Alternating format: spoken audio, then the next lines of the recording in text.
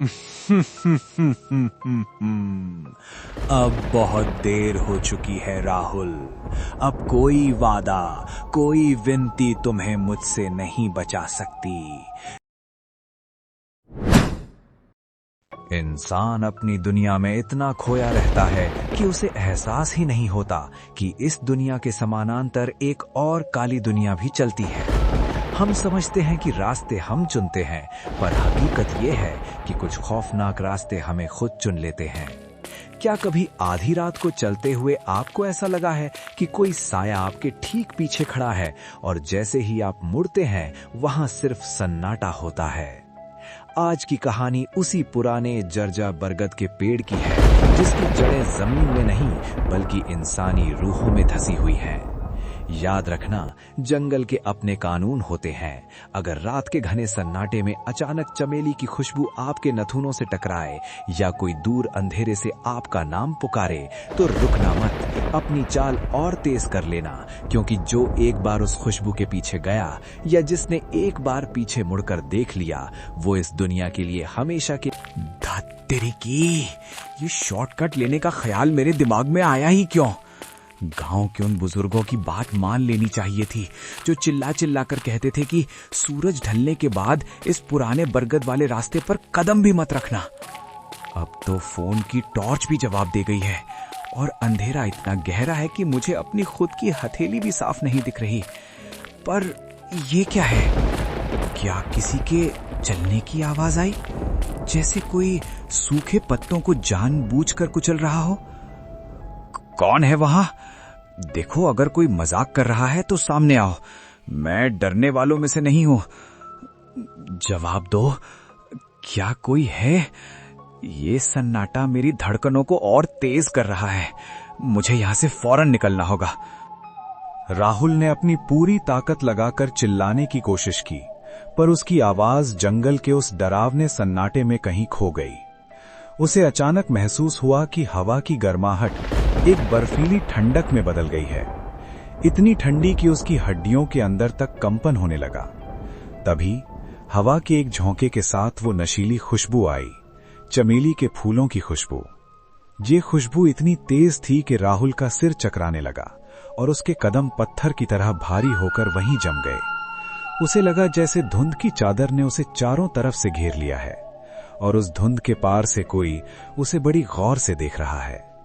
उसे महसूस हुआ कि कोई उसके ठीक कान के पास खड़ा होकर बहुत धीरे धीरे बर्फीली सांसें ले रहा है, जैसे कोई शिकारी अपने शिकार को चखने से पहले सूंघ रहा हो। इतना डर क्यों रहे हो राहुल? क्या तुम वाकई मुझे भूल गए?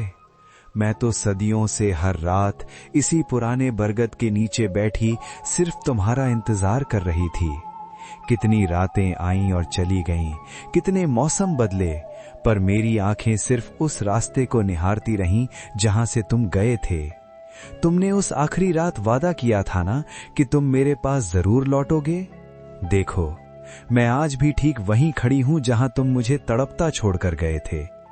क्या तुम मेरे साथ इस अंधेरे के उस पार नहीं चलोगे, जहां सिर्फ सुकून है?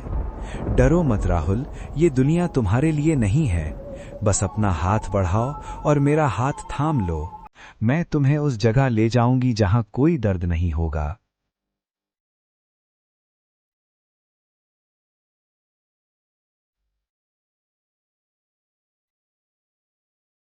वादा?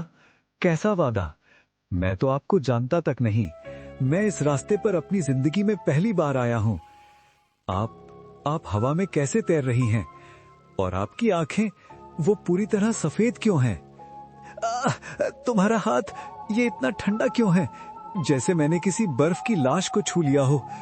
तुम्हारी उंगलियां, ये तो सिर्फ हड्डियां हैं। और ये बदबू, ये कैसी भयानक सड़न है। वो चमेली की खुशबू अचानक एक सड़ी हुई लाश की बदबू में कैसे बदल गई?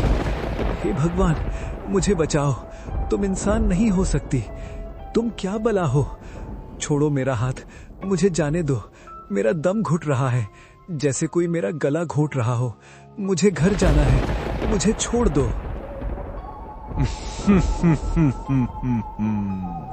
अब बहुत देर हो चुकी है राहुल।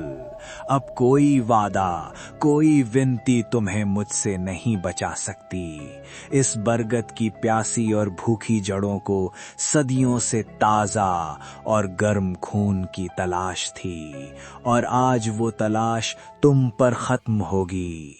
तुमने मेरी रूह को इस जंगल में तड़पने के लिए छोड़ा था, अब तुम्हारी रूह इस पेड़ की जड़ों में हमेशा के लिए कैद हो जाएगी।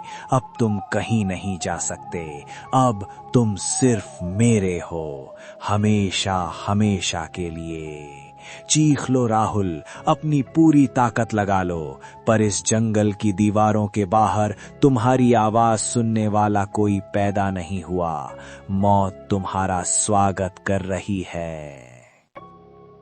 अगली सुबह जब सूरज की पहली सुनहरी किरणें उस घने जंगल पर पड़ीं, तो वहां सिर्फ एक गहरा और खौफनाक सन्नाटा था। गांव के लोगों को बरगद के पास राहुल की लावारिस बाइक और उसकी चप्पलें तो मिली, पर राहुल का कहीं कोई नामो निशान नहीं था। कहते हैं, आज भी जो कोई उस बरगद के पास से रात के सन्नाटे में गुजरता है, उसे राहुल की दबी हुई चीखें और बचाव की तड़पती हुई पुकार साफ सुनाई देती है।